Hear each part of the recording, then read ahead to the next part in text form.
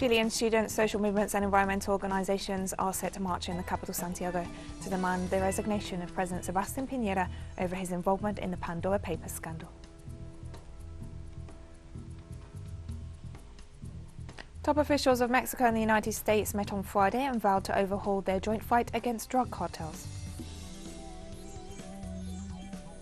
The United Nations High Commissioner for Refugees has warned that only a third of the funds urgently sought for Afghanistan by the international organisation have been disbursed.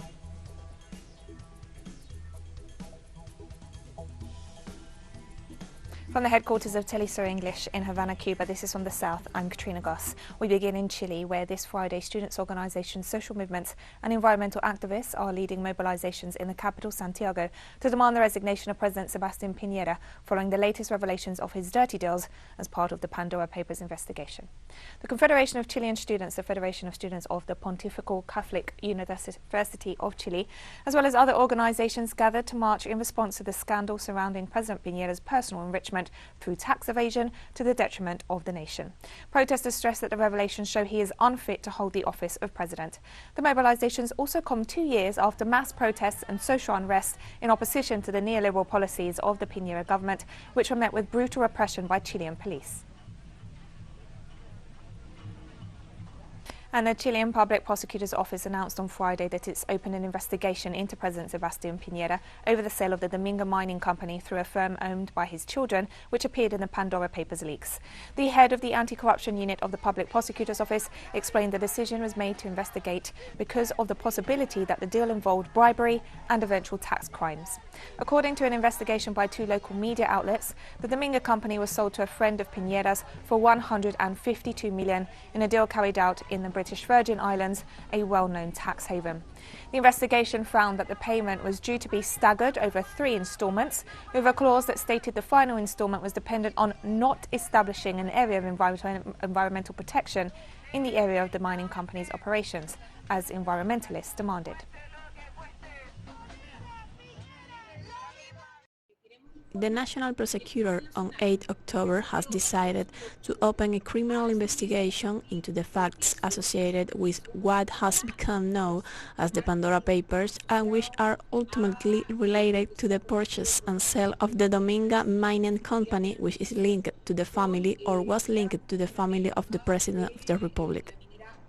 The National Prosecutor has taken his decision given that the background information could have the characteristics of the crime of bribery, which is correlated of bribery, possible tax offences, all of which will ultimately be the subject of an investigation. A group of indigenous youths have been on hunger strike in the Colombian capital Bogotá for the past 18 days to denounce the government approval for a project that threatens the existence of their community located in the department of La Guajira. The group of demonstrators are camping out in Bogotá's Bolivar Square and demand guarantees to exercise their right to protest. Recently, the government of Iván Duque approved the construction of a wind farm in the department without the due approval of its residents and specifically the indigenous Wayu community. Protesters denounced that the department of La Guajira has been systematically abandoned by the state, with high rates of extreme poverty and child malnutrition above the average for Colombia, and a lack of social and development projects for its communities.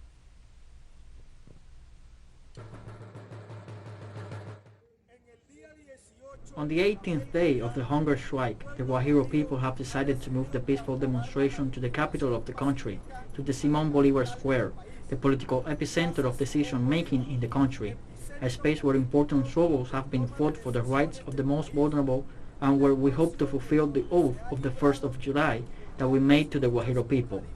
They say that we are only a handful of men and women, but dignity is not measured by numbers, and no matter how many we are, we have decided to defeat hunger and state oblivion. We refuse to surrender until dignity becomes a conquer. A researcher at Cuba's Pedro Corrí Institute for Tropical Medicine has received the Young Talents for Women in Science Prize, awarded by UNESCO and the cosmetics company L'Oreal, for her work on the transmission and evolution of the Zika virus. Young scientist Gladys Gutierrez has a master's degree in biochemistry and molecular biology and is currently undertaking her PhD with research on the virus transmitted by mosquitoes at the Pasteur Institute of Guadalupe. With this award, she hopes to inspire girls to study science. Gutierrez has also played a leading role in scientific research to tackle COVID-19 in Cuba and abroad. Despite the major obstacles and economic limitations of the United States blockade, the Cuban Revolution has fostered not only the development of scientific knowledge and technology, but also ensured that women play a leading role. And we'll be right back after this very short break. Don't go away.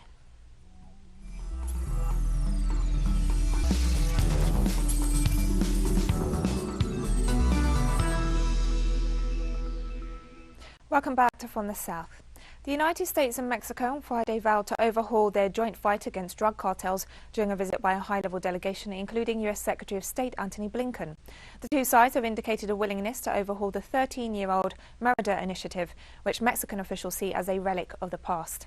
Instead, Mexico is calling for a new agreement that focuses on development funding and other root causes of crime and migration. Challenges that Mexico and the United States can only solve working together as partners with shared responsibility. We know that drug trafficking and other transnational crime aren't just flowing south to north. This is a cycle that continues because of activity on both sides of the border. And the United States will do our part to try to end this cycle. The goal is to lay the groundwork and detail joint work on security, on health, and on safe communities, development of our communities. Almost a dozen sailors have been injured after a United States nuclear attack submarine hit an unknown underwater object in the South China Sea. According to a U.S. Pacific Fleet spokesman, the Seawolf-class nuclear attack submarine USS Connecticut suffered an underwater collision while conducting operations in one of the most contested regions in the world, a region where it might be asked what a U.S. warship is doing. The U.S. Navy said the extent of the damage was still being assessed.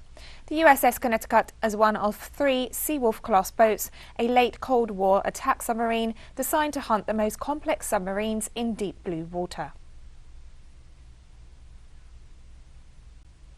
In the meantime, the Chinese Foreign Ministry has warned the United States to recognise the serious harm of its actions surrounding the Chinese territory of Taiwan, while also referring to the accident involving the US submarine in the South China Sea and calling for clarification of the events. The U.S. should fully recognize the high sensitivity of Taiwan-related issues and the serious harmfulness of the relevant issues, abide the One China principle and the provision of the 3 joint communiques, and stop arms sales to Taiwan and military ties between the U.S. and Taiwan, so as to not seriously damage Sino-U.S. relations and peace and stability in the Taiwan Strait. China will take all necessary measures to safeguard its sovereignty and territorial integrity. China is seriously concerned about the accident.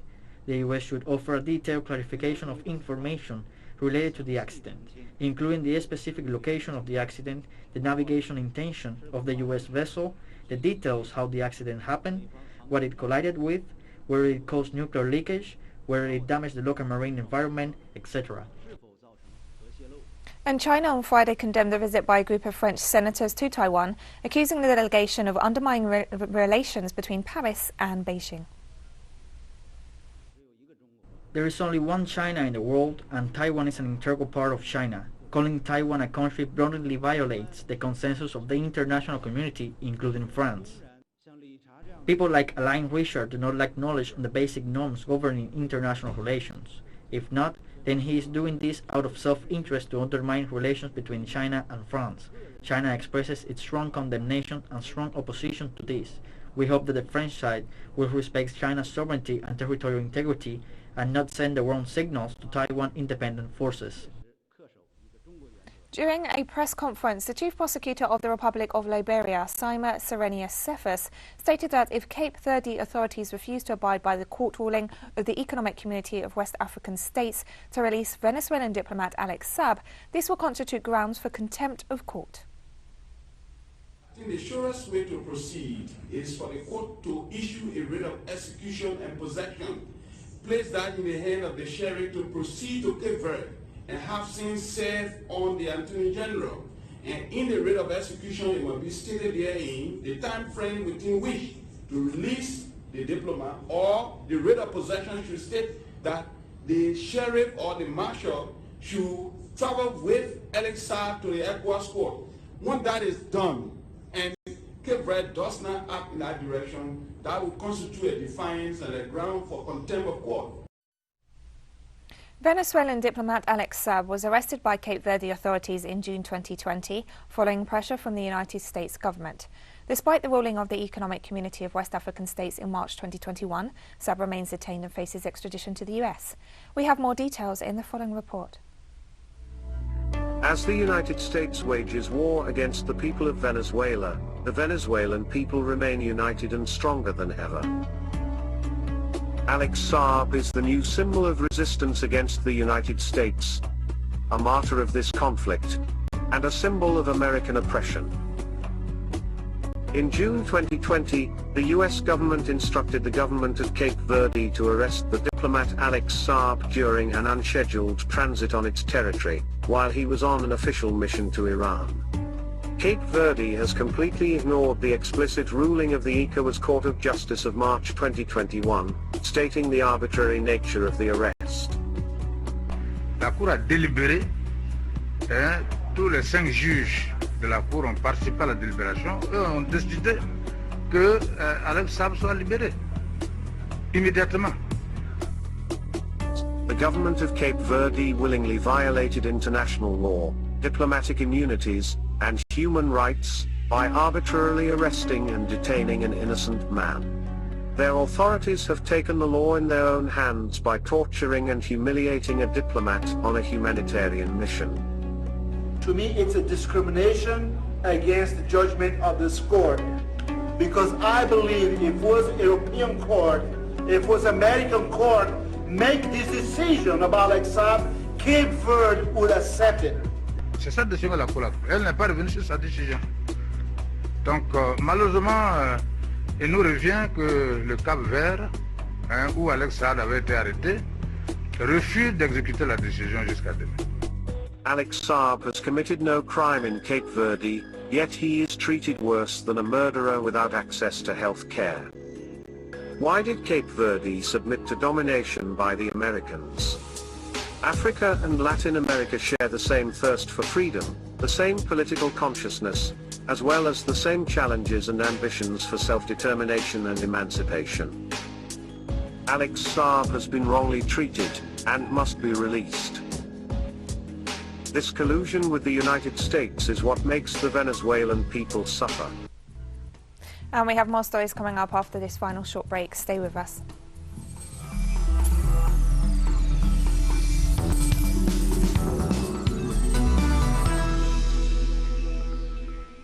Welcome back to From the South.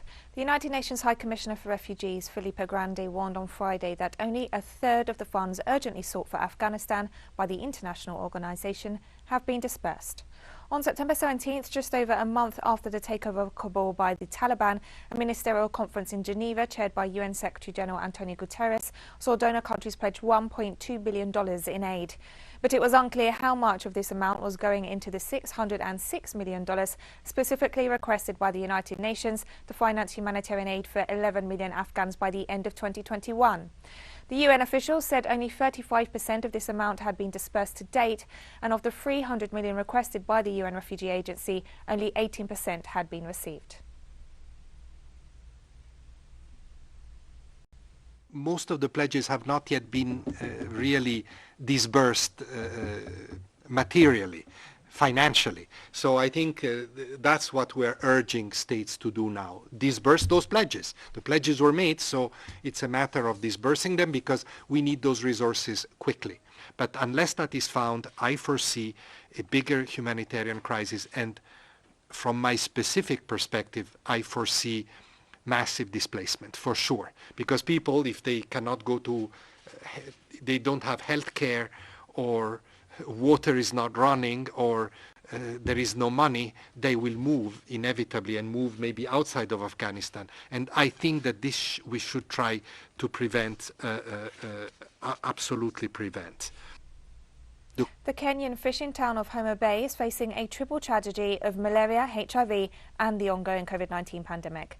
According to the Director of Public Health, the town on the shores of Lake Victoria has one of the highest rates of HIV anywhere in Kenya, as well as more malaria cases than almost anywhere in the country. However, there is cause for new hope after the world's first malaria vaccine was endorsed by the World Health Organization for mass rollout across Africa.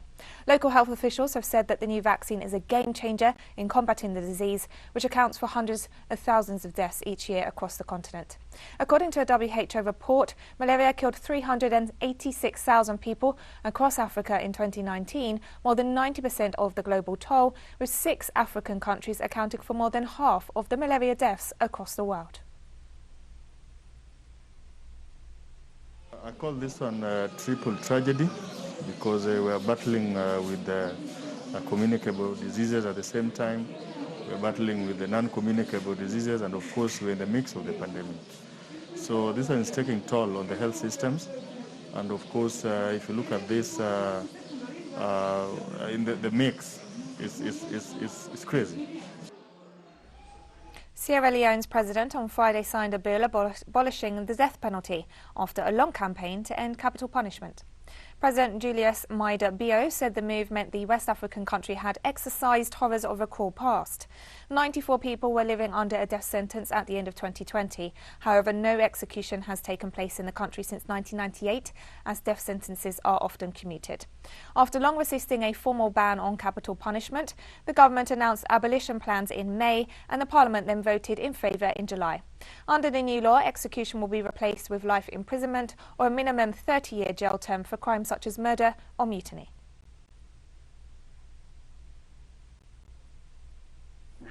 My position was a hard and firm no to death penalty in all forms and for all crimes.